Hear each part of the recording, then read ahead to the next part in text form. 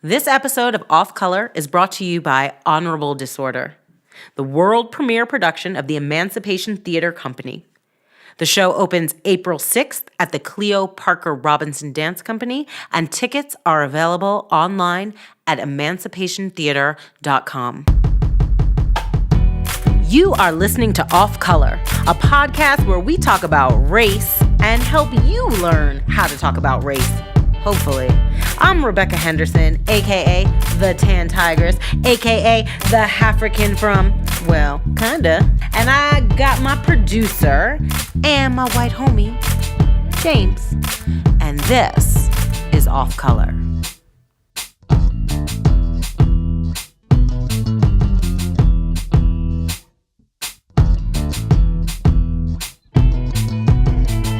We'll fix it in post.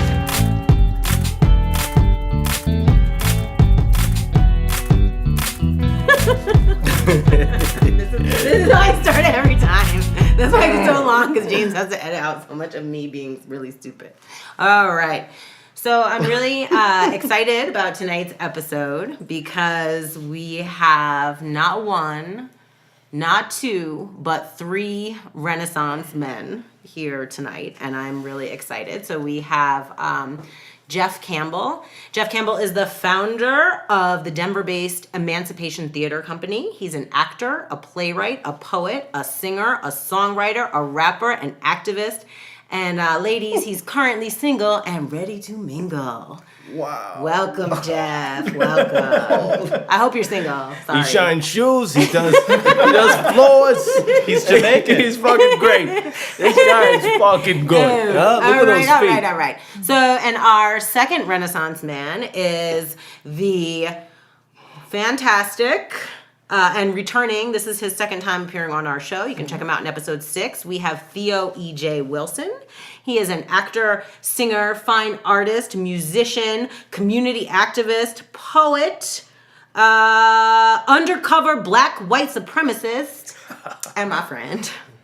Hey, Theo. It's good to see you again. What's up? Thank you very much for having me back. All right. Okay. And we are also really blessed and honored tonight to have Gregory Diggs with us. Brian is the brother of our co-host who, if you've been listening to the show, you know he did pass away unexpectedly, Dr. Gregory Diggs. And so we do have Brian here with us tonight. And Brian is also another Renaissance man. He is an actor and a singer and a dancer. He speaks how many languages? For English, Spanish, Japanese, and Russian. Okay, that's a lot. All right. So he speaks 4 languages. He's amazing at computers. He's a little bit of a super fan and superstar in the comic book and gaming world. And he is host of the podcast Theory Forge. Welcome, Brian. Welcome. Thank you. All right. I'm so excited to have everybody here tonight. How you feeling, James? I'm good. You feeling white? No more than usual. Okay, that's good. So some of the things that I wanted to talk about, if that's okay, which it has to be because this is my jam here, is I started taking this online screenwriting course with Tananarive Due. She teaches a course at UCLA called The Sunken Place, and it's about like black horror, black screenwriting, and so I started taking this course. And something that she said yesterday online was that it's like this wonderful time to be an artist. The art right now is so fantastic. You know, we have Black Panther and Wrinkle in Time, and it's just like this really kind of exciting time. But it's also pretty shitty, like when you turn on the news, right? Mm-hmm. So it's like, it's this kind of, we're living at a time when it is like pretty exciting. I mean, you know, did any of you guys see the Oscars? I didn't watch it. I didn't watch it either. Are you familiar with the Oscars? Yes. Okay. I may have heard of them. Okay. So, Jeff, did you see the Oscars? No, I did not. Are you aware of any of the winning awards? It was white, except for Get Out. Yeah. And well, they're counting. Okay, so I wanted to. Okay, so anyway, yes, it was still so white, and that was something. You know, I was posting it on my Facebook page, and a lot of white people were like, "No, it's not that white. There's Coco and The Shape of Water." But That He dude. was blue, though. He was. That counts if I they're guess not he's a white. person of color. He's aquatic American. Fantasy races and colors count as not white. Oh no. That's diversity. Just ask No. Avatar. Oh well. That was Dances with Wolves. Dances with Smurfs. That's what they said. That is true. That is like a real criticism or analysis of that film. Okay, so with that though in mind, Shit, the way they was lighting up them purple motherfuckers, I mean, yeah, they was lighting their ass up too. I stand in solidarity with them. who doesn't? Who doesn't? I'm saying. Right? Right. Okay, Sorry, okay, I didn't okay. mean it. I didn't mean it. You can do what you feel, sir. This is a safe space. You be you. Just kidding. It ain't safe. Not with me here. All right. So I was wondering though, who here has seen Black Panther? I've seen it 3 times. Okay. 2 times. Yeah. Jeff, are you even paying attention? Yes, What are I'm you listening. doing? I'm listening. Should we have given him this whiskey? I don't know. Shouldn't have given him Okay. the earphones. Yeah. I'm listening. Okay. Yeah, I Okay. seen Black Panther. Of course, I Okay. seen Black Panther. Okay.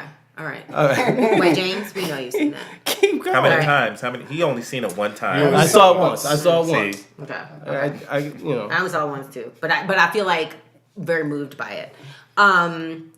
So I also saw Wrinkle in Time. Has anybody seen Wrinkle in Ain't seen it Time? yet. Okay, Haven't so seen it I yet. went to see it yesterday, and I loved it. But I'm like a pretty nerdy person. I am a librarian. That's like one of my favorite books from my childhood, and I feel like there's already like some stirrings. Like I feel like the criticisms of it are. I don't know, it just makes me feel kind of like if it weren't a woman director, I almost feel like that wouldn't be happening. Like I feel like the critiques of it, I feel like it's because it's Ava DuVernay, and I just think that people are, or maybe they're expecting Black Panther and they haven't read A Wrinkle in Time, which is like a book about science and interdimensional travel, and it's kind of... So what are some of the critiques that you're hearing? Well, some people are upset about, just like typical whenever you turn a book into a movie. They say that A Wrinkle in Time is kind of like an unfilmable, right. you know, won't translate because it is kind of like, has anyone read A Wrinkle in Time? I've read it. I did. Okay, so That's you know what- the story, yeah. Tesseract and all that. Yeah. So I feel like that she did a beautiful job, and I loved the update. And the other thing for me watching it was we went to see it with Maria, who was on the Black Panther episodes, and we went to see it together at an early time. And so there was a lot of kids in there, and the little girls in there were so stoked. It was amazing, you know, and it was a pretty diverse crowd, especially for Denver, but it was definitely like, I particularly noticed a little girl that was mixed that, you know, made me remind me a little bit of myself. And after the film ended, they were all applauding, and she stood up and she put up her arms in the air, and it was magical. Like to me, it was so beautiful for all these little girls. And I loved the casting of it. I thought it was great. And I feel like people are kind of almost like missing the point, and they're like trying to like compare it to Black Panther. So the protagonist is a mixed young lady. Yeah, she's half black and half white. Yeah, and because of that, they're expecting it to be more of a to say more about Black culture or be more of a activist piece. Yeah. Instead of just a adaptation of Yeah. a novel. Yes. Okay. I like that. God, you're smart, Brian. Is go the ahead. criticism that they're expecting it to be, or is that they have preconceived notions that it will be because of who the director is? I think they do have a preconceived notion, but I also think some of it is they're just like, oh, it's too magical, but it's not magical enough, you know? Right. And something that I am always thinking about when it comes to films like this is I'm also like, yo, this is like a kid's movie. Please remember that. Right. And so for me, how I felt about it was the same way Jordan Peele, my African brother, felt about it too. It was like that movie, had I been able to see that when I was a kid, that would have been amazing for me. I feel like for my self-esteem, for everything, just to be able to see a family that like looks like mine, or, you know, that kind of thing. So I'm sorry. So I What have happened? a question for drunk. you. It's only 8 o'clock. So, but yeah, because we haven't seen it, we were hoping to go see it pretty soon. Yeah. But you just ruined it. No, I didn't. No, I didn't. I feel like I made it better for you. So you can just go in there with the right frame of mind. Not gonna see it now. No, but I feel like you should go in there with the frame of mind of... This is a kid's movie. This is a kid's Do not movie. expect it to freaking revolutionize the way that black people are portrayed. Yeah. This is a sciencey movie, and it's there for more fun and education. Yeah. I like kids' movies recently because, unlike a lot of movies that are made for adult audiences, you know, kids' movies retain a little bit of moral fiber. They retain a purpose. They retain a through line, and they retain the ability to be didactic in order to teach the audience. You see, my lady and I, we recently went to see a pile of fuckery, which was called Annihilation with Natalie Portman. And it was just the grossest puke in your mouth, high budget insanity that I have ever seen. I can't believe that shit got made. It was that bad. And so I actually appreciate and looking forward to seeing a movie built for kids because it actually wants to teach you something. Yeah, and it did. And I'm sorry that only I have seen the film. I know. It's all about you, Rebecca. Well, come on. I'm living my life, okay? I know. So I yeah. have a question. So when people are reading books to children, maybe at the library, like A Wrinkle in Time, do people let the children know that it doesn't have to be all white people that they're envisioning in the story? You don't have to wait for the movie to be made. Even when you're reading them stories, you can help them envision who the characters are, and they don't always have to be white. You could do Harry Potter and kind of change the... So that is background interesting when you ask me that. I don't feel like... Because I mean, when we do story time at the library, for example, we are reading picture books, right? And so we just read the books. That's like... It's for like a younger group. But when I read The Hunger Games... They describe the character of Katniss is described as being, she's got olive skin and dark hair, and and so that's how they're describing her, and they're it's this sort of post-apocalyptic whatever dystopian, and so I feel like that's how she's described. And so when I heard Jennifer Lawrence was playing her, I was kind of annoyed, right? And then people were annoyed that Rue, who was clearly black in the book, also, people were like, no, how could she be black? They were like so upset. That was like a huge thing. It was really racist and gross. And but I feel like it was definitely indicated in the book. Right. That none of them were white. Well, there's something in this culture about white assumptiveness. Right. That's just one of those things that we have to get past. You know what I mean? There's certain casting agencies in town that have taken it upon themselves, like, to ask, do you see yourself, do you see a POC in this role? They have to ask the directors that, because a lot of time the assumptiveness factor makes them not even think about it. If you tell a joke, a guy walks into a bar, who do you envision? Just automatically, right? Yes. A guy walks into a bar, you're thinking of probably a rusty brown-haired white guy. You know what I mean? If you have to... George Clooney. Yeah, I'm thinking of George Clooney or freaking Paul Giamatti. I don't care. Yeah. You know what I mean? Like a white guy. Yeah. So, it not qualifying it in this culture defaults to whiteness. Yes. So, unfortunately, the collective subconscious just wants to cast Caucasian people. And why wouldn't it? Or a doctor walks into the bar. A doctor walks into the bar, it's male, and only white. You know what I mean? So, casting against white assumptiveness and reminding people that other people live in this world and share it and have badass stories is, I think, the epoch that we're living in now. Yeah. You know? Yeah. Well, and that's this idea where I feel like it's really exciting. And that was a huge part of why I wanted to have Jeff and Theo come on tonight to talk about this idea of creating like our own spaces and our own stories and our own art. And that was, I feel like that's like what you're trying to do, I think, Jeff. I'm looking at you, looking at me like I'm so crazy right now. But can you tell, he is, right? Look at his face. I'm sorry.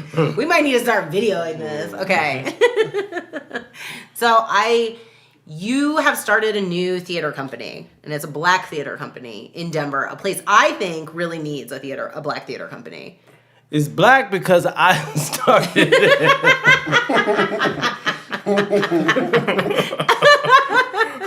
It's true. It's true. She said, it's a black theater. You damn right. It's a black theater company. What the hell else it gonna be? A theater company? Yeah, it could be a theater company. Yes. There we are. Now Word. we're Thank you. getting Thank you. somewhere. Yeah. Thank you so much. What's the name of it? Emancipation Theater Co. Now, if that isn't a black theater company name, That's I about don't it. know what Right. is. That's right. That's as black as you could get. That's about as black as you could get. I actually want to see a white theater company named Emancipation and see how people react. Yeah, People show that'd be interesting. What happened?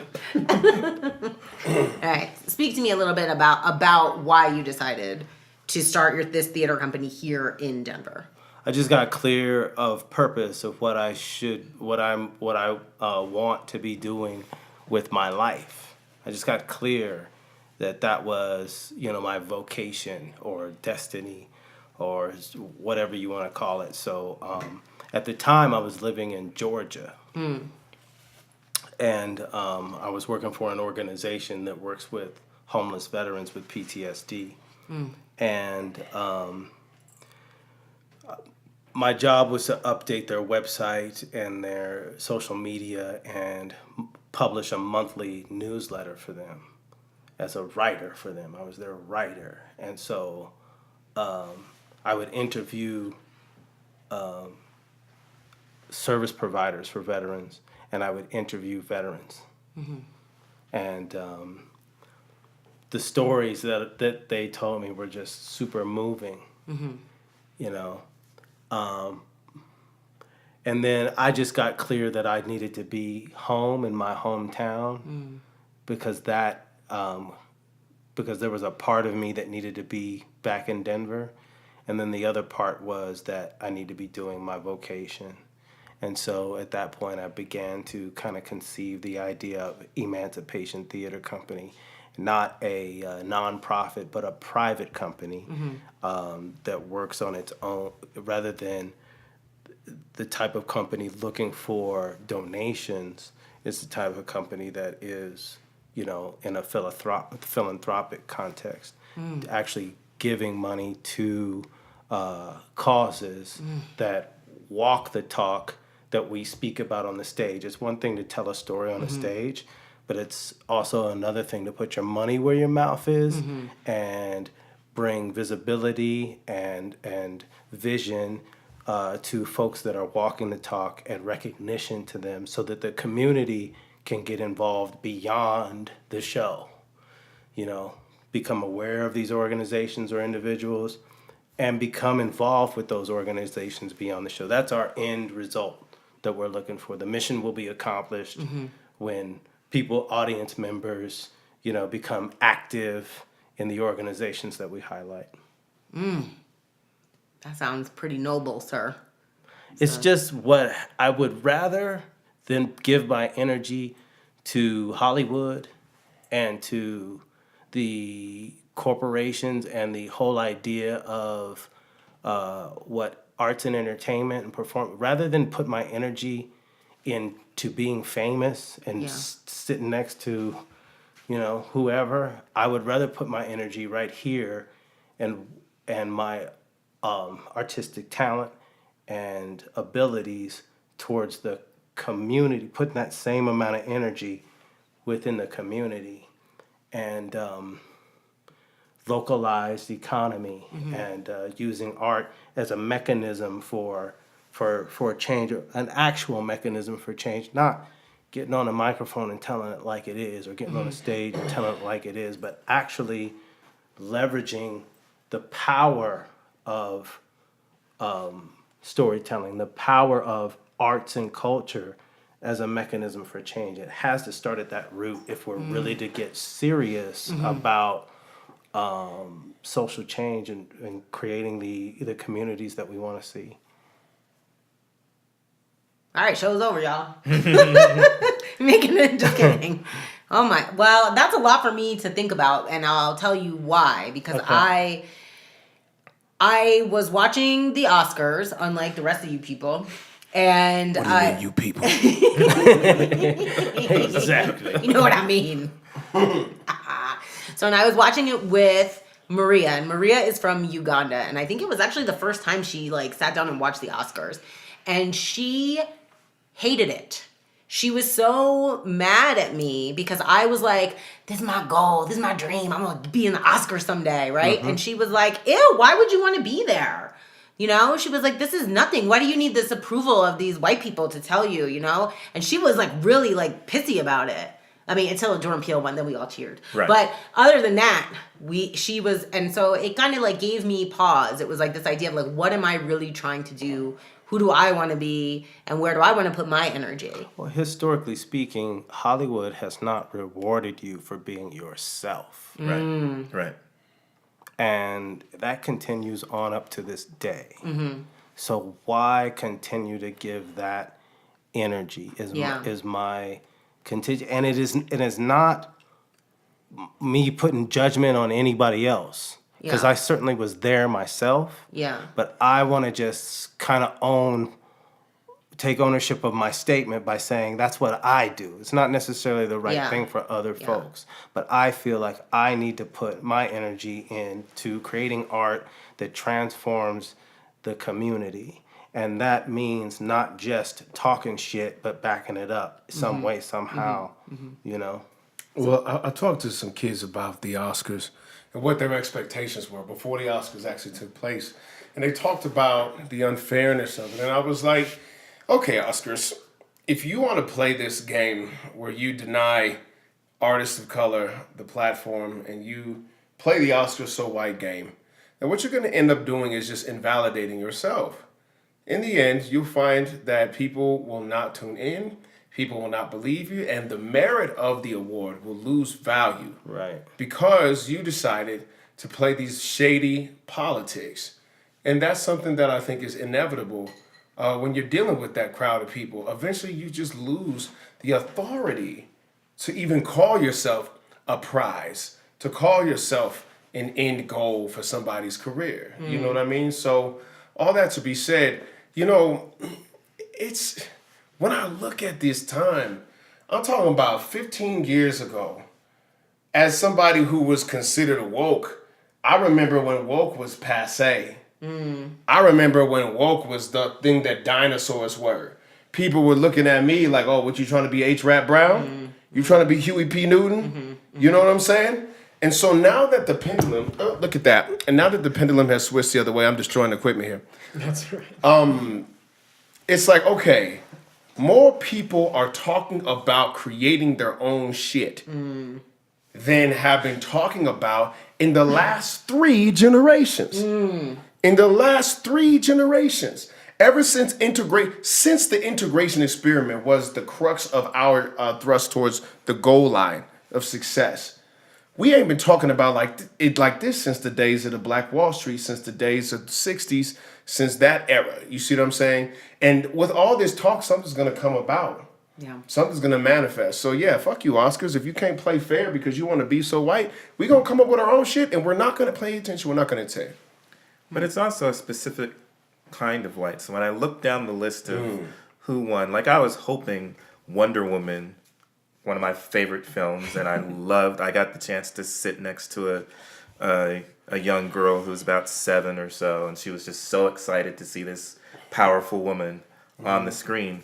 I was hoping we could get some recognition for Wonder Woman for a change. But I read down the list, and it's like specific old school 1920s values for the films that are films worth getting Oscars. And then they were like, oh, and we have one black film. Yeah. Or, a couple. We can give a couple of these side. Yeah. Finally, it won't be all white because we have some out there. But even the types of films, it's like there's one specific style that's getting all the accolades. Who won Best Actor? Oh, the guy who played Churchill, Gary Oldman. That old abusive. He beat his wife with a telephone in front of his children. Holy shit. And he is They walking didn't show around with that an Oscar. part. Yeah, me too. Hold up. Gary Oldman or Winston Gary, Churchill? Gary Oldman. Oh. Gary really? Oldman is a wife beater, and it's a known fact. And they still gave him that award, and I thought that shit was gross. And I'm about to get in fights probably, but I'm mad about Kobe too because I'm like, get out of here, you old rapey ass! Like I'm so mad. I don't know why the motherfuckers did that, other than, and my lady said this is like, okay, y'all punking us. Y'all are fucking with us now. Yeah, like you're doing this shit because you're getting tired of getting caught on your shit, and you want to do a dog whistle that says that we still run this. Similarly to how Jordan Peele got put in the comedy category in the Golden Globes. It's like, okay, yeah, so you really want to say, no, actually, I still have the power here. Exactly. You don't want to play fair. If you don't want to play fair, then fuck you. You lose your merit. Well, you can keep your power, but you'll lose your fucking merit. Right. If you don't want to play with the rules of integrity and decency, just hold. Anyway. Can I? But what? Now the other thing I was mad about too. I can go on all day about all things I'm mad about, but was Mudbound. Oh shit! Did you see Mudbound? I ain't seen Mudbound. It's on. It's Is that the Mary J. Blige? Yes. So Mary J. was up for Best Actress, I think, or Best Supporting Actress, and Best Song. But that film was directed by Dee Reese. Dee Reese directed Pariah, which was like a breakout indie film, and she also did the Bessie, the oh my gosh, edit this. No, just kidding. Whatever. Don't worry about it. Yeah, so she directed that. Do you know Dee Reese? Sorry, I'm all. So I actually also know Dee Reese. Dee Reese has been to my house. Thank you very much. Hey, girl. But I felt like her film got really snubbed because it was very heavy. It was so real about racism in America, and it was like too much. Like people couldn't handle it, I think. And it was done in a way that there was not excessive amounts of black torture porn in it either, but it was just done, it was beautifully done, and I felt like people, they couldn't acknowledge it because it was just like too much, you know? Oh no, our reality is too much. Or it was too black. That's what you really mean. Yeah, but that's the thing. It was like, it was a story of like, anyway, everyone should watch it. It's on Netflix. And that was the other reason she did it like that, because she wanted it to be open to everyone. People who couldn't maybe don't pay to go to see every movie. So that it was like this collective experience of people being able to like all watch it together like at the same time. There's something to be said about the attention that is paid to the things that we don't want. And how the momentum of power is that they can garner attention. The Oscars, we may know that they're so white, but we still fucking watch them. Yeah. We didn't. You didn't. I didn't, because I'm one of the folks who's like, and I used to love the Oscars. I was raising the house. But that's my point. Of course. Yeah. That's my point. We got 3 people who are in the arts, actors, and we're like, no, I'm not watching the Oscars no more. I used to. Yeah. But I'm not watching them no more. There's no point. No, and I didn't. I feel like we watched it because we were home. We have a 2-year-old, so we weren't even doing anything else, right? And we were just like, oh, we'll watch it. And then, have our friend come over and watch it with us. Yeah. I don't know. I mean... But slowly but surely, the things that they use to hook our attention will slowly fade, and we'll end up creating our own. And I don't know how this is going to look, but I do know that there are some black power players in the game who are about to start doing shit for themselves. When I realized that a great deal of Black Panther's $200 million budget was spent at Tyler Perry Studios in Atlanta. $84 million out of the $200 million that was spent on that movie was spent at a black studio and hiring black stagehands and whatnot, creating jobs and putting money into that neighborhood in that very black-ass city. You know what I mean? Yeah. Eventually, Coogler, and Oprah is going to figure out a way to create their own award show and leverage their own power and something like that. So I believe that the seeds of this are already planted. Yes. And that we're joining a collective of people who are now creating material. Jeff's creating material. Yeah. You know what I mean? There's some television things that, I hope to get involved with pretty soon that will be creating material for a new set of awards and a new set of ideas Yeah. that could permeate the masses that ultimately will turn the Oscars into the likes of, some shit that we just don't give a damn about no more because they did it to themselves. Yeah. Play fucking fair. You're gonna keep your power, but you don't have to keep your viewers. You lost me. Word. But now the power is so decentralized because you don't need distribution, and you Yeah. don't need their channels, and you don't need. It's true. You can talk to the entire planet directly, Right. and it's just really a matter of you getting your hustle on, Right. and you being able to stand out among an abyss of mediocrity. We must admit. We must admit there's a lot of hobbyists that dilute the pool. Are you looking at me right now? As a He hobbyist? is looking at you, but Why the fuck did you own that?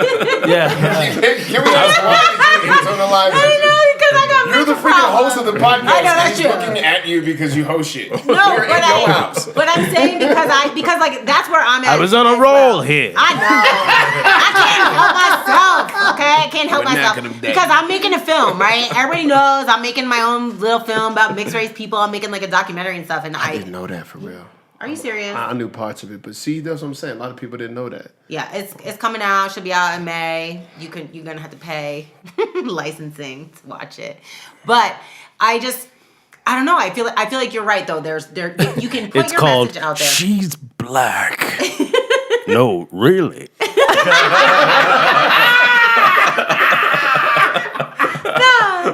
Oh, it's true. I gotta fight this white so hard. I got white James over here telling me I have to give back half my reparations if I get any. Like,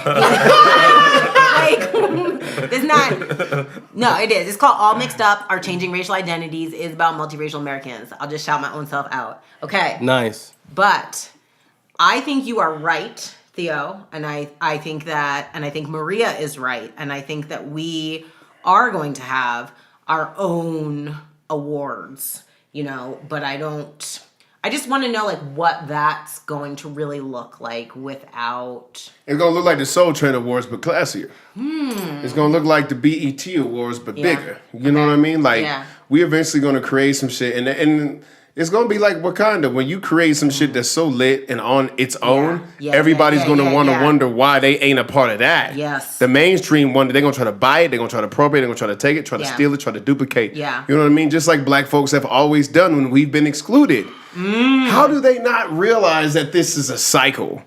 That the mechanisms of exclusion lead people like us to excellence. Like we had to make our own shit because we couldn't participate in shit. And the difference with this era is that now we've tried integration, and the fruit ain't as sweet. You see what I'm saying? So now we're looking at ownership. Black folks are talking about They recognize it.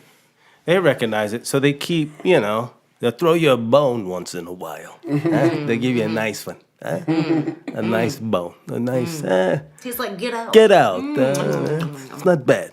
It's not bad, right? It's a So good you fucking clap for movie. Jordan Peele. Right. They throw you a bone once in a while, and and that's how they've been able to maintain big bone like Oprah. dominance, because as long as you can point to and identify an example of, then you always give plenty of fuel and plenty of substance for arguments without substance. But here's the problem that they're missing, and this is what Black Panther proved in terms of black art. Right. This is what it proved. Exactly. Them motherfuckers ain't taking into account that the world is sick of seeing all white everything too. The world. The world. Yes. Do you see there's a thing called the world? Yeah. Right. And the world is predominantly black and brown, predominantly numerically speaking. And as the middle classes rise and the purchasing power increases from Nigeria to Bangladesh, you know what I'm saying, to the Philippines, to Myanmar. South Africa's a microcosm. It's a freaking micro. What you're going to start seeing is that as these people begin to have agency, Right. and buying power in the global economy, they will phase motherfuckers like that out if they're not careful. The thing, we're talking about the thing about Black Panther. There was we don't know if a black lead can sell internationally. That one they wasn't afraid of. That's not what they were scared of. Exactly. They were scared that the motherfucking black lead would sell like hotcakes, like crack in 1986, okay? Right. That's what they was afraid of. And Black Panther brings that shit to head. Yeah. Oh, yes, it did. The international market looks like the people are buying this black hero because he just looks like the global majority. Of course they purchase it. But it's not just you're focusing on the black lead, but it's not just the black lead. It's all the strong black women. It's the adversary who is also heroic. I was talking to a young man today. I went to see Black Panther this morning with Denver kids. Greg had organized this viewing today, so that the Alamo allowed us to bring Denver kids in to see it for free. Nice. Free popcorn and free sodas too. And I was talking to a young man who had seen it already, and he said, who's your favorite character? And I was like, I don't know. Who's your favorite character? And he said, my favorite character is Killmonger. I was like, oh, right, because he wasn't really the villain. He's more of an adversary. And he said, yes, because, he had good intentions. It's just that he didn't go about it the right way. So we can't follow the way he did things. But his intentions were good. So he's my favorite character. Nice. So we have a strong black lead. We have strong black women. We have a strong adversary who is also heroic in his intentions. Right. We've got a outstanding black director. And so it's an entire package that we're Absolutely. looking forward. That looks like the world. That looks like the world as it is. Africa's got the fastest growing middle class on the planet. You see, when they start buying, the dollars will talk. There's just the fact that, China just opened in China. There's, and it happens that the day after it opens in China, Black Panther breaks $1 billion. You know what I'm saying? Because they're curious as well. There's so many Chinese businesses doing business in Africa. You know what I mean? So many imaginations are inspired. So what it is that you can play this whites only game all you want. But when the world speaks, when the globe comes up and they start setting the rules, because in democracy, majority rules, right? Then you'll start to see that they'll be phased out by their own injustice and that the power won't be enough. You will then have to be backed by merit and honesty and integrity, along with the financial leverage. And to play dirty means that they lose even more integrity. It means that they lose even more, should we say, innate clout. So that's what the world is starting to look like now. I love what you brought up, Theo, but I guess when I think about awards and a different kind of awards, I would want to see something that is not African-centric, but is mainstream without the focus on white people. So it's kind of like what you're saying. It's global. Why not African-centric? Just like... I want it to be everybody without the focus on white folk. So it's not focused on one group. Gotcha. I don't want a new BET awards. I want a new awards without a focus on the white folk. Gotcha. So it is global. These are the awards. It's for everybody. White But folk for not, real for everybody. Yeah, Not white folk like not for Oscars everybody. pretend, Yeah. or any of our institutions pretend that the shit is for everybody. They don't It's do a not good for job everybody. pretending. They don't. It's true. They don't really do a good job on the pretending part. Well, but that was why, Okay. like, I started my little film project came from me wanting to talk about multiracial people in America and not liking what is out there now. Right. And a film that I saw that like offended me, and your brother and whom we're missing a lot right now, Dr. Gregory Diggs, he inspired me to make that film because it was like, he was like, don't give attention to the thing you don't like. What was Make the one your that own offended thing. you? What was the one that... Oh, God. All right, I fine. have to speak the name. I will say it. It's like Voldemort. It's called... We'll bleep it. yeah, that's good. How Jack Became Black. Oh. And it was... That sounds very racist already. Well, it wasn't. Well, Sounds like it a was. shitty The children's thing book. is the trailer. It looked like It was about this guy who's half black, half white, married to a Latina, and then his kids are like extra mixed, right? They got a lot of action going on there. He takes them to school, says, which box do they have to check? And they are like, black. They have to check black. And he's like, but there are all these other things. Why do they have to check this box? And so to me, as a mixed race person, I was like, oh, this is cool. This is like a movie. And then it turned into this weird, like, right-wing identity politics. There's no such thing as white privilege. Like, it got weird. And so I didn't know what it was. It was like a propaganda film. And when I watched it, I was actually like, I called Greg and I was like, oh my God, what is this? And he was like, well, I know. You've seen that shit. He knew what it was. He was like, I've seen this kind of propaganda before, and da-da-da-da-da. And he told me, he's like, don't give attention to it. Make your own thing. So that's how I started making my own thing. And I feel like that's what you're doing, right? I think, Jeff? So you have a new show, and it's going to be the world premiere. Wow. Talk about a segue. That was beautiful. Thank you. Are you kidding? It's hard to know what It's hard to tell with you. What's his real voice? I don't. No, it's not. It's not. Well, I wanted to talk about your new show because you generously sponsored our Black Panther episode. Yes. The Emancipation Theater Company did sponsor that episode, and I thought that was fantastic. And we're really excited about your show as well. And not just because maybe I did a voiceover for it, and there's like 3 lines where you can hear my lovely voice. Don't cut that, by the way. Silky. Mellifluous. So can you just talk a little bit, and I don't know if people know, but the show is called Honorable Disorder, and Theo, that's you. That's sir. me, the black dude. Yes, pay attention, sir. Okay. You've had some drinks. That's what we do on this show. But Theo is starring in the production. And could you just talk just like a little bit about the show, like how it came together, how you decided to work with Theo? Yeah. Do you need more booze? Do you need more drinks, sir?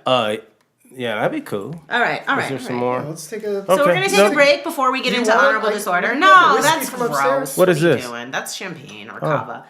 Okay. A little champagne. A little champ. Touch of the bubbly. Leave that on the table. Okay. All right.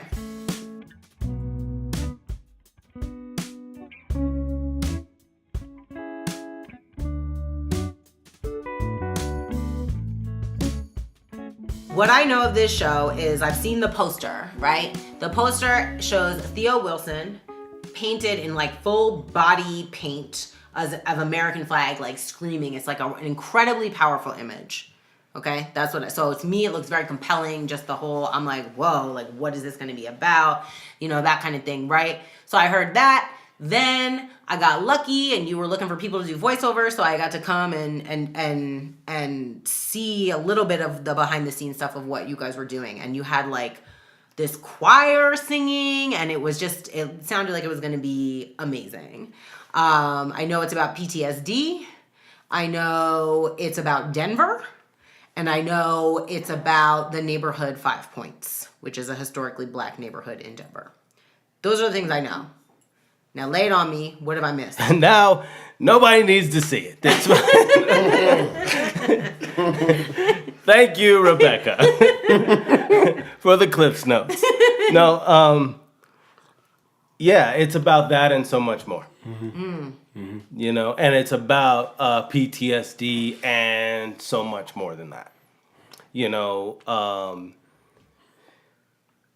Theo's character screaming in agony with the American flag immersed in his body, in his soul, and then the people in his life who support him, love him, know him, are related to him, understand him, don't understand him, the part of his life, is what I see when I remember those people that I interviewed.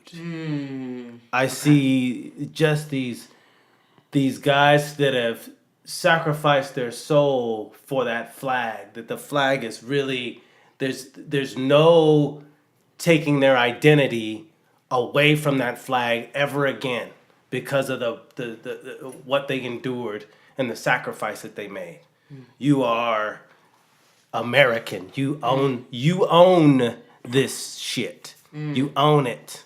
And you have nowhere to live and nobody to support you and nobody understands what's going on with you. No, you own this place.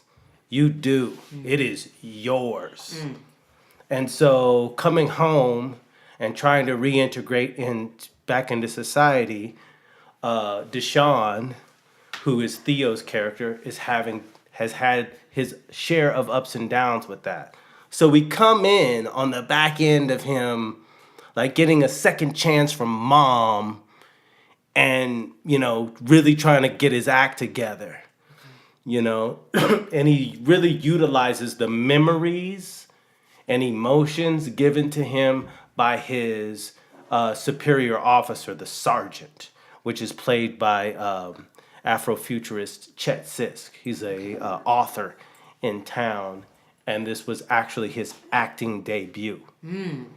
So he plays the sergeant, who is an embattled sage of wisdom, and his memory and his thoughts, are what is triggered when Deshaun Theo gets at his most stressful points. Okay. So he hears the words of wisdom from his sergeant to help him refocus, and get back on track. And you are also in the show, correct? I am. You can't see his face. I am. I shouldn't be allowed to give everybody drinks.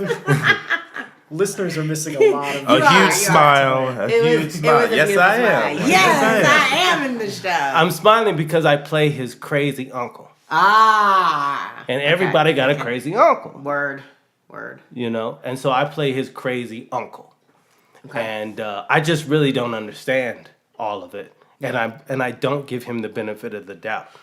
And I'm just that family member who is probably more self-centered, probably worried about himself, probably's got his own problems, and just doesn't see how, this young man just doesn't understand the life skills that I might have learned from not being deployed. Yeah. Versus someone who, right after 18 or 19, when they had their parents responsible for them, they go off into an environment where somebody is making all the decisions for them. After they've been completely deconstructed of self-identity and given a collective identity, and then get back, and they're expected to know how to do just the average everyday stuff that we've already learned for, years at a time. And even after active duty, if they're still in the military, you still got somebody who's got your week planned out for you. You don't really have that sense of self. And then after enduring what you endure in a war zone, and then coming back and being expected to just know how to take care of things. And the craziest thing that I found out when working in Georgia for this nonprofit that serves veterans is that the VA is not necessarily responsible in making sure you got the right information. They actually, you can find out what you qualify for or not. Yeah. And they don't really care. And it's not up to them to make sure you know what you qualify for. So one of the things that popped into my mind when you were speaking about that is the prison system. And how when people are released from prison, they are sent out into the world without any idea how to be in the world. And that's why we have some of the highest recidivism rates in the world. Well, the two are very related. Yeah, and I think that that's kind of interesting. And I know, Theo, I don't know that much about your project that you have coming up, but I happen to have seen it on Facebook that you're, doing this, a clinic. Expungement, Yeah, could you just mention that real quick? Just so I want to let people know that that's going on. Yeah, just follow my page, Theo E.J. Wilson, on Facebook, or Theo Wilson, Record Expungement Clinic is on its way. It's on March 24th. I'll give you the details. Okay. When we create all the flyers, and I'll shoot you the events and whatnot. But institutionalization, regardless of which institution, means that there's a loss of individual will, regardless of where it comes from. I worked in the prison industrial complex before. I worked as a corrections officer. And Damn, Theo, you're full of surprises. I'm sorry, but I had no idea. Renaissance man. Renaissance, just being reborn every day. Oh my goodness. Okay, go ahead. 2005 to 2006, I worked at Rites of Passage Ridgeview Academy out in Watkins, Colorado. And I was there as the capacity of what my title said, coach counselor. But really, I was a prison bar. I was the thing that kept them inside of the program. I was the lock, you see. And so what I realized is that humans are creatures of habit. We develop the things that will make us most adapt to immediately survive, procuring our food, water, and shelter needs. If those things look like, if I just relax, somebody else will take care of this for me, you're not going to develop those skills.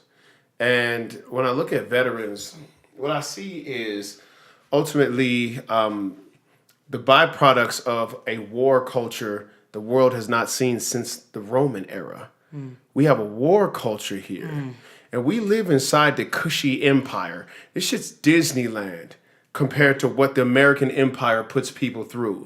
When we hear these numbers of dead in Iraq, in Yemen, in Afghanistan, in Somalia, in Libya, in Niger, we don't put the humanity to it. But the veterans are the ones who make this fucking sausage, man. They're the ones out there chopping this shit up. And I'm the son of a veteran.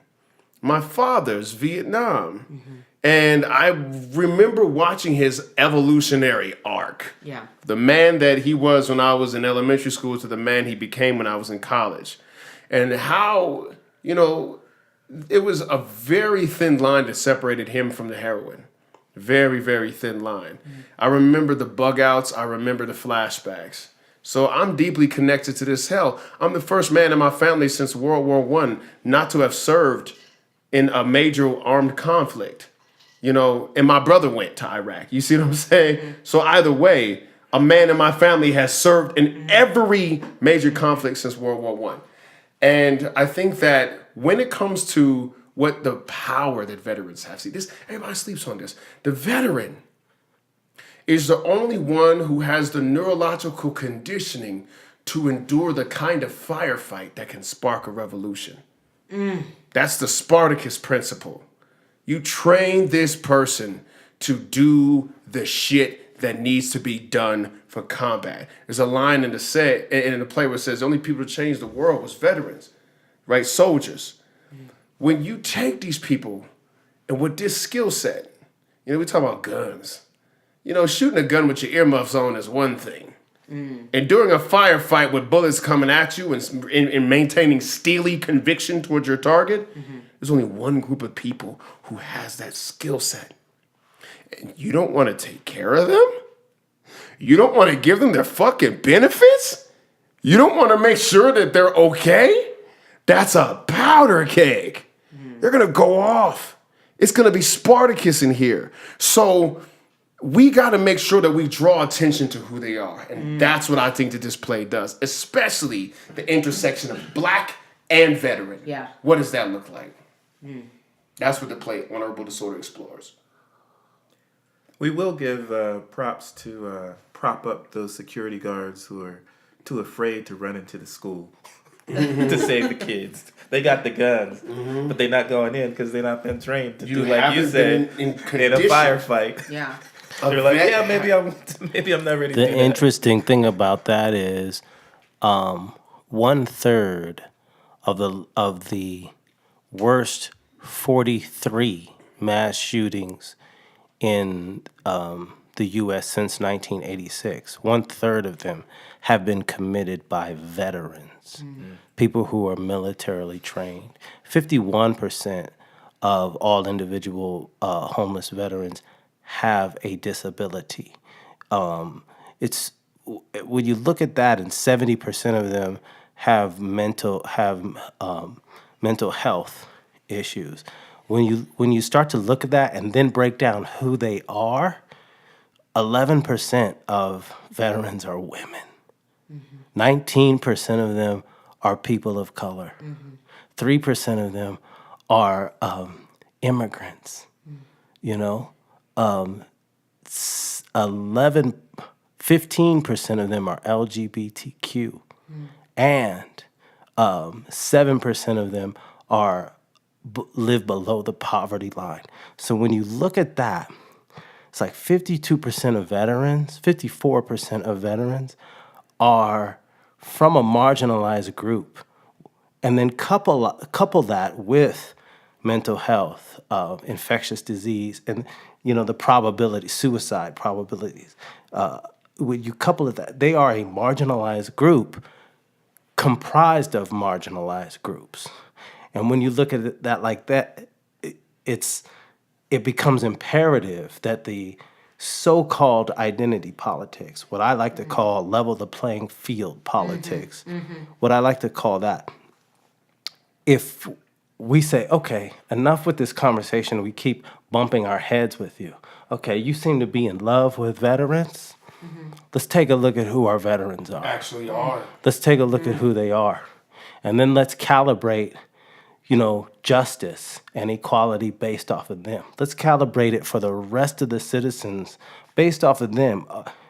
With 11% of them being women, yet 2.2 out of every 5 women experience sexual trauma during deployment. It's like, wow, do we really respect our veterans? If our veterans are women, do we respect them? Hold up. Let's have this conversation. And if we can't hold them to that, then they actually have no integrity, these Second Amendment advocates. They actually have zero integrity if we can't hold them to the standard of equality that is owed to the people who are willing to actually die for us to have sovereignty. Without a standing army, we would be invaded. So that I'm never going to say that there's not a military is not significant. I have a problem with the military-industrial complex. I have a problem with oil tycoons and weapons manufacturers who perpetuate conflict for their own, to enhance their own bottom line. I feel like, we need to call it for what it is, that it's not government, it's gangster shit. And we know that's what it is, and we need to call it like we see it. And I want to piggyback on that because Jeff brings up a good point. The suicide rate among the Afghanistan and Iraq vets is astronomical. And I said, shell shock is PTSD is a part of all veteran life. So Right. What makes this group different than like my grandpa's generation? Right. And one thing that my brother clued me in on when he came back from Iraq, and this one my brother told me, he said, we was over there and we felt them. We understood them. We saw their perspective as clear as day. The thing that my grandpa had that these vets don't have is that when my grandpa was dealing with the shell shock and the PTSD and the suicidal thoughts, he could at least say, but I stopped the world from being engulfed with real evil and Adolf Hitler. Right. What the fuck did we do this for? Why did we do this? Right. Can you really? I mean, listen, man, I got a homeboy who's a vet, man. And he just has to deal with the fact that he's killed a lot of people. By the way, you don't want to see this guy in paintball. Holy shit. His paintball game is outlandish. Outlandish. But the fact is that he's gained this skill set. This skill set to kill a bunch of people and stay alive. Yeah. And he doesn't know what to do with it. He doesn't know what to do with it. How do you tell these guys that they did the right thing when their flashbacks are not mowing down Nazis, they're mowing down mothers? Right. You see what I'm saying? I do. How do you tell this guy that what he did was alright? You see what I'm saying? They can't find the moral high ground in what they did because they did it for the oil tycoons and they did it for the politicians that Jeff just mentioned. When you're on the outside of our empire, and I mean, black folks like to talk a lot of shit, but we're still in this empire. Right. You still have a fucking carbon footprint. You're still burning the gas that they got for you. Thank you. You're still making the garbage that they freaking made for Right. you. You know what I'm saying? You're still shopping at Walmart. You're still shopping at Kroger. Right. You see what I'm saying? So we're a part of this shit too. As much as we don't like to think about it. Exactly. You know what I'm saying? So now that you know you're in it, when we talk about the guys who really made the sausage, man, we don't have anything for them. And I think that one of the most important things about this play, let's shine a light on the volatility of veterans.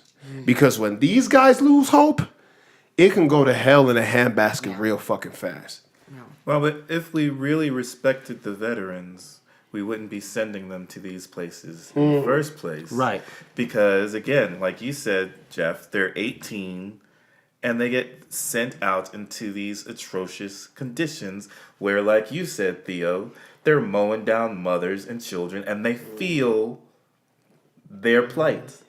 They agree with them, but they're 18, 19, 20, and then they got to live with that afterwards somehow.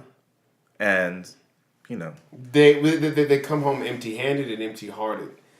And addiction is the natural byproduct. They said the number one driver in addiction is not the addictiveness of the substance. It's the sadness in the person. It's the depression. It's the thing that makes them feel like life isn't worth living. That's what drives addiction.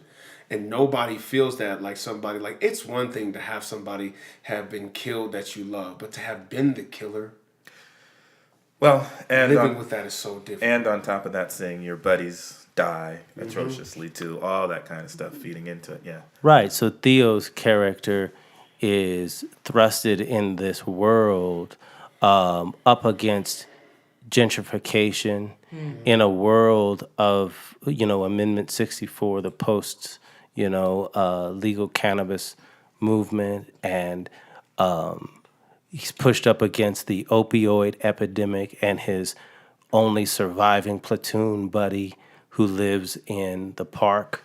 So he's up against the homeless situation and he feels helpless dealing with his friend. He wants to lift his friend up out of it, but he doesn't understand how. So all of these issues that we talk about, the homeless epidemic, the opioid epidemic, gentrification, veterans in despair, all of these things intersect in the plot of this play, and they intersect in life. Those things are not separate. They are like dominoes. Those things are all connected, and so I try to bring that in a community of 5 Points with a regular family, a family that you would expect, and so these things just kind of play out based on who they are and where they are. I have to say, this show sounds amazing. And I know I already got my tickets. I got your tickets, White James. You already ready to go. Stop calling him White James. That happens every episode. Every episode, people tell me stop calling him White James, but what else am I supposed to call him? Woke James. He's Woke James. He's woke-ish. Woke-ish? You don't know what this man knows? Brother James. Brother James. That's what Cornel West would call him. Brother James. Yeah, that's true. So it's true. You have a point, but I'm not Cornel West. I'm Rebecca Henderson. Okay, gotcha. And I do call him White James because... Okay. Okay? I call him that because that shit is ridiculous. Why would I call him White James? That's ridiculous. Okay? So that's why I do So it. your instinctual reaction was accurate. Okay. Yes, Okay. It's Good. ridiculous. Why? That's okay. He's not fine. white. He is white. Ooh, twist. Get out! That would be amazing. God. By the way, That'd be great if I waited 12 episodes. He's like, actually, guys. Nobody asked. So this is like a legit question. I mean, if people have other things to add, I know that we have to respect people's time, but I just was thinking about the apocalypse a little bit, and I was So just in this last 4.5 minutes. This last you guys 4.5 minutes, but I was thinking about like what. The end of the world. No, because somebody said this to me, and I thought it was deep. Okay, honestly, it was. Shout out to my girl Danette. Hey, is this idea of I was like, what is really going to change in this world at this time? What is going to like end racism? And she was like, climate change. because we're gonna be like struggling, trying to get these resources. We're gonna have like climate change refugees, and all of these things are like coming up. And it just kind of got me thinking about like, how do we think it's gonna go down? How's it gonna end? I think How's the world going to Well, like, what do you think will be like the downfall? Jeff is like peeing his pants right now. Jeff does not know me, and I feel like this is getting more ridiculous by the How's the moment. world getting? so. Speaking of your play, Apocalypse. Hopefully after I'm a fucking I get will it. play the play, which is opening April 6th at the Cleo Parker Robinson Dance Theater. Thank you. Okay, I think the world- that was Captain Random Strikes Again, but I think that the apocalypse has a good chance of coming via either a climate or nuclear disaster. And a nuclear disaster, in fact, is a climate disaster, which people don't really understand. Right. We have a situation where we have a big old genius that has his finger on the button. Keep me near the cross. genius. A big, stable fucking genius Stable as a motherfucker. who's playing chicken with another stable motherfucker. Yeah. And so, literally, I want to get people, in terms of the apocalypse, to think about something called normalcy bias. Just because something hasn't happened, your brain tends to think that it can't happen. Right. And that's normalcy bias. Right. Because we overdo in this motherfucker. Oh yeah. We overdo. And I think that if these talk, like you're going to negotiate with Kim Jong-un face to face, somebody on SNL was like, you're going to see different kind of crazy. This isn't Twitter fingers at 5 a.m. crazy. This is I shot my own uncle with a cannon crazy. Okay, this is a different kind of crazy. Like, Americans think they know crazy. You don't know crazy, Americans.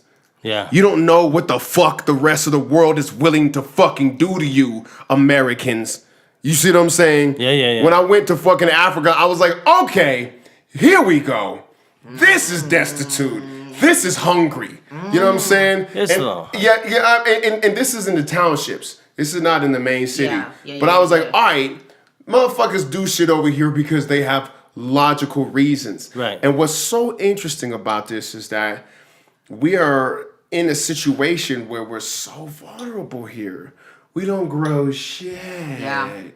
If Walmart stops operating in the far northeast, black folks die. Right. You see what I'm saying? Motherfuckers fall into bedlam. And then there's this lovely bit of gunpowder called all these guns. Right. More guns in this country than there are motherfucking human beings. You want to know how it goes down? Here's how it happens. You're scaring me. I know. Here's how. Go ahead. I asked a question. I asked. Here's the fuck how it happens. All right. Break it down. Fucking Kim Jong-un nukes Guam. Kim Jong-un nukes Guam, or Russian incursion on the freaking Black Sea. Make sure that they launch a nuclear submarine against us. Right. Now, China has the capacity to destroy all of our electronic satellite equipment. We're heavily reliant upon electromagnetic spectrum. They knocked that shit out. Okay, we're blind. Facebook. No more Facebook. I love No more. Facebook. No more fucking blind. This is where it gets bad. This is where it gets bad. This is the We don't know official how it's dog like to have our turn. motherfucking lights out for a day. Have our fucking refrigerator off for a day. Right. When the milk curdles, nigga. Right. When the motherfucking meat get bad. Right. When the vegetables rot. Mm-hmm. And when you gotta figure this shit out, and when the truck ain't coming because they blew up the motherfucking highway. When the fucking satellites is down and you can't communicate with your peoples, Right. you're gonna understand what we put people through all the time. Right. When you look at the fact that we don't know what it's like, we can't imagine a world Right. where the Smithsonian gets raided, Right. where the Washington Monument gets cut in half by a missile, Right. when the motherfucking when the White House is overrun with the foreign government. Exactly. We put people through that shit constantly. All the time. We're fucking Mount Rushmore, the faces get shot off. We don't know what that's like, but we finna know. Well, I mean, No. This generation don't know what the fuck that's like. No, but I'm just saying, I'm saying Mount Rushmore. I'm sorry, I hate all those old slave holding motherfuckers. That's But the point is that middle America don't know what the fuck to do with that, okay? Mm-hmm. And so when it comes to that, we haven't seen the kind of bedlam that we put other places Right. through. Right. And we gonna be trying to get to motherfucking Mexico. Right. You know what I'm saying? Yeah. And there's And- going to be a wall. There's gonna be a wall. Yeah. There's gonna be a wall that you We are paid not- for. You We are fucking not idiot. built to climb. Come on, man. Our fat asses are not going anywhere. That's how it happens. Because there's American exceptionalism Right. is largely a feat of soft power and goodwill. When they love our culture, they love our movies, they defer Exactly. to Americans. Exactly. When the motherfuckers fall out of love with Americans, Right. and in our soft power, hard power is all that's left. And if somebody can generate that, we're fucked. We're too soft to deal with the truth of Armageddon. Yeah, so back in the day, I'm old. Back in the day of the Cold War, and when I was in high school, I realized that if the apocalypse happens, I told the girl that I lived down the street with, I'm not going, if I'm at school, I'm not going home. Because my mom only cooks frozen vegetables and canned Right. food. Right. My best friend's mom has a little farm in the back of her house, Okay. a garden, and a she good idea. grows stuff. And I'm like, she knows how to get food, so Right, I'm going right. there if there's an apocalypse. Because if stuff goes down, who knows how to cook without... Right. right? My girlfriend at the time called me one time from home because she didn't know how to use the can opener, so she could not fix herself a snack after Yeah. school because she couldn't figure out how to open the can. We saw And- it, yo. These kids now are gonna flip out if they don't have a cell phone and Instagram. How do you contact people? Right. How do you And the people. how do you find your parents if you don't have a cell phone the only and people. no payphone? There might be a Payphone. payphone out there, but When was the last time you saw a payphone though, for real? You don't have to send a nuke. You just shoot rockets up to our Yeah. satellites and knock out our communications. Yeah. America is in bedlam. The one group of people that in the event that the American societal system collapses, the one group of people who could regroup, reorganize, and survive are veterans. what are we gonna do Real from? shit. What are They're we gonna do veter- without money? The veterans. Yeah. How are we gonna get stuff done without money? But it's not gonna end. The Black Panthers, most of the Black Panthers were veterans. I didn't mean to interrupt. no, good. I didn't mean That's to a good point. But I just wanted to make that point. Yeah. The Black Especially with the- Panthers, yeah. the people that, just like you said earlier, that were willing to go heads up Yeah. against the government in terms of autonomy and independence. A great example of that is the Black Panthers, and they mostly comprised of veterans. Yeah. Should we say bye to Theo and keep going for a Yeah. bit? You guys Do good? want to Yeah, go? yeah, we Can gotta we say, go. you guys gotta go? I got one Yeah, more thing to we say. gotta but No, yeah. well, we'll do it. Then we'll do it. Are you okay? You wanna keep talking? Sir Jeff? I can talk for a little bit longer. Okay. I'll talk for a little bit longer. Yeah. I got to get out of here, folks. It's Great. been great talking to Have you. a good trip. All right. Yeah. Thank you very much. You guys have been wonderful. All right. You've been wonderful. Thank you, sir. Thank you so much. And See you again. stay black.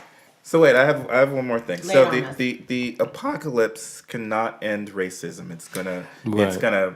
This is what I focus Yeah. things. Yeah, I wanted to talk about because the groups are gonna focus in on each other. Right. You know, the people who say speak English only are gonna be flipping out Right. when those people who speak Spanish group together because they understand what each other says.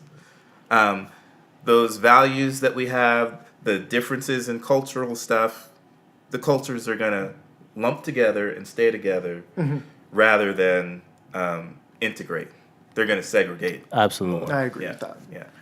I don't really get, because you brought that up on the show before as well, and I don't really get there's that old song lyric, if it's not love, then it's the bomb that will bring us together, and that's a beautiful line, except it doesn't really sound like how people really behave. I Yeah. don't really see that happening. 25 years ago, somebody was saying to me, and it was a white person, well, when the apocalypse happens, it'll be wonderful because, we'll teach each other how to fish. And I'm like, that's not what's going to happen. They're going to say, you're going to fish, or I'm going to fucking kill you. Right. I don't need to fish. You fish. You know how to fish. I don't want you to teach me how to fish. You go fish, or I'm going to kill your ass. Right? So yeah, it's not going to be kumbaya and everybody banding together. It's going to be groups segregating into like-minded individuals. Well, and I feel like that's the literature that we see that or in the you watch like The Walking Dead or any of those shows, you kind of see people breaking into their like groups. I don't know though. I mean, I'm drunk. I don't know. Jeff, you look like you have something to say. No, I mean, are we still talking about the apocalypse? Yeah, man. Yeah. I mean, I agree that, folks will group up and, identify assets within their group and try to regroup and support one another. And that's exactly what I'm trying to do now, ahead of time, is not rely on rich folks to solve our problems, not rely on a small group of us. People keep telling me to do crowdfunding, I don't want a small group of us to take care of the rest of us. I want those individual $25 tickets. Everybody keeps saying, well, that's cutting into your profit margin. No, because the overhead is what the overhead is, no matter what. I'd rather pay for it in tickets, I'd rather pay for it in tickets rather than pay for it in a grant or pay for it with a bunch of people getting, paying $500 and $100, no. If the larger group of the community at large does not give a fuck enough to put in a little bit of money, then I'm actually selling the wrong thing. I'm actually not giving the right thing to the community. This is the Cesar Chavez model versus the traditional nonprofit Red Cross or somebody give me this federal dollars that people spend on their taxes, or a private foundation from a family who acquired wealth by exploiting somebody. You know what I'm saying? Rather than get my money from people who benefit from the status quo, who don't give a damn about whether the community changes or not. I'm going to get my money from the people who are most affected by the thing we want to change. That is the point that I'm trying to bring across, that people keep saying to me, well, you should apply for a grant. This sounds wonderful. So listen. So, my new friend. Yes, sir. Ma'am. Jesus Christ. Okay. Ma'am. Sorry? I'm a lady. Okay. Okay, but seriously, I was one of those people because you posted, you were writing about, your the production and this and that, and this is very interesting to me because that's how I funded my project. Because I did it through crowdfunding. Got you. I did a Kickstarter. I'm not saying it's... No, I'm not saying you're criticizing it, but I feel like being in the room with you and talking about it has really opened up my mind to this idea more than I thought it would. Okay. So I feel like, because in my mind, I'm still thinking I'm part of the system. I'm part of the existing structure. I'm a capitalist. I'm all these things. And I feel like you're right. Like, $25 to go see a show that is going to, one, benefit you, the viewer watching it. It's going to enrich your life. It's going to perhaps change your perspective. It's going to send you out into the world with an idea like, oh, I have to tell this story, and I wanna reach out to people. And so to me, I'm like, shit, you do have the right idea. Where we're just gonna like invest in the things that we love for not a lot of money either. Nobody's gonna take care of us but ourselves. Well, but what I like about your message, or what I heard from your message, that you didn't focus enough on in the beginning, I think, is the desire to rebuild community. That's the real focus of what you're doing. Absolutely. Is we have to rebuild the community because the traditional society is broken. Right. The Western structure of society that we've been following under for 400 years is broken. Right. And we have to rebuild the communities. And that's what your real absolutely vocation is. Absolutely. Yeah. Thank you. Yeah. I really feel like those who have privilege must leverage that privilege to develop relationships that level the playing field. And that is the true essence of real allyship, real, authentic partnering and looking and saying, you know what? Why continue to feed, these institutions like Hollywood and the Oscars that continue to tell us to continue to define our communities on their terms, Right. to continue to tell us, you are now validated and I will give you an Oscar for playing this character, a crooked cop, Denzel. Right. I will give you this accolade, this Oscar, Miss Halle Berry, if you play this complete whore and degrade yourself. I will give you the Oscar under this context. I will not give you the Oscar for being yourself or playing something that is positive, that uplifts your community and empowers your community. We'll see with Black Panther is a very interesting new development, and I just sincerely believe that of course Disney and others, they're interested in their bottom line. So if we're buying, they're selling, and they're not necessarily concerned with whether it benefits our community or not. But the larger thing that Theo pointed to earlier was the $84 million that Tyler Perry receives in Atlanta to produce in his own private studios, almost half of the $2 million budget, for this major movie that is breaking records by leaps and bounds. This is a powerful thing for Hollywood. Will other producers and other production studios say, "Oh, well, we want to do our Black Panther"? So they will find that story that draws us to the box office again and again and again because they're about making money. That's fine. But until we look at how can we empower ourselves and do for ourselves. I'm a independent Black producer producing off my own recognizances, with making my own decisions from beginning to end, from the beginning of the production to the end of the production. I'm doing it in a Black venue, the historic Cleo Parker Robinson Dance Theater, which is the original AME church, the original African Episcopal church in Denver, Colorado. I am doing a show mostly with a Black cast. I'm trying to put Black actors on stage and fill this void. What about half Black actors? Those two. He said mostly. He said mostly. Right. I always get in trouble Right. because I'm always like, wait, what about Rebecca? So that is the point. That's the point.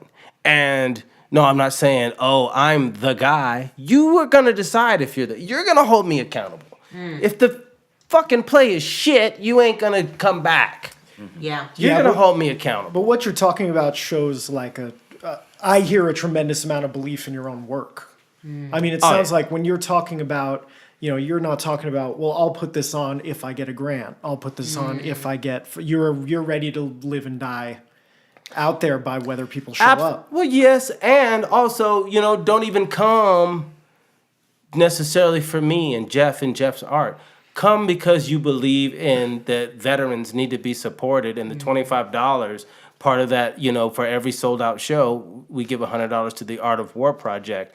I'd love to give them $1,200. We'll probably wind up giving them $300, $400, $500 maybe. That'd be great if we could sell out 5 shows and give them $500. How many shows do you have? What's the run? 12 total. So we have 12 shows. So, and I'm saying we because, I spent 5 minutes doing a voiceover. Yeah, that was beautiful.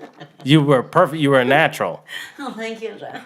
But I want to see every one of those shows sold out, and I feel right now I've drank quite a bit of booze, but I'm making it my personal goal as the Tan Tigress. Wow. Okay, to make sure that Honorable Disorder, the Emancipation Theater Company's inaugural show, world premiere, that every single one of those shows sells out, and I am ready to do that. Right on. Okay?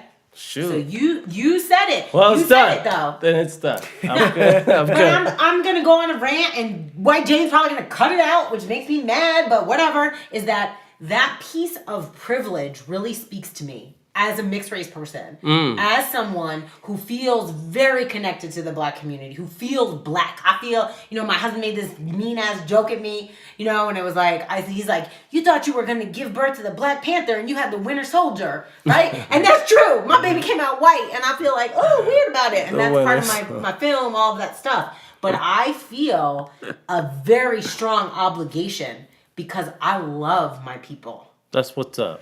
And I want to do whatever I can do to make sure that we're going forward and that my son is going to continue to do that kind of work. And he's going to look at me and see that that's what I do and that's what his daddy does. And that's how we're going to do it. And I feel like this is it. So you heard it here.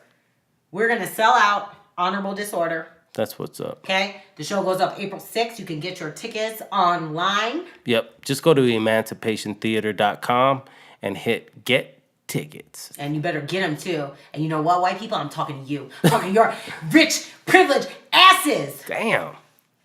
That's no way to get white people to...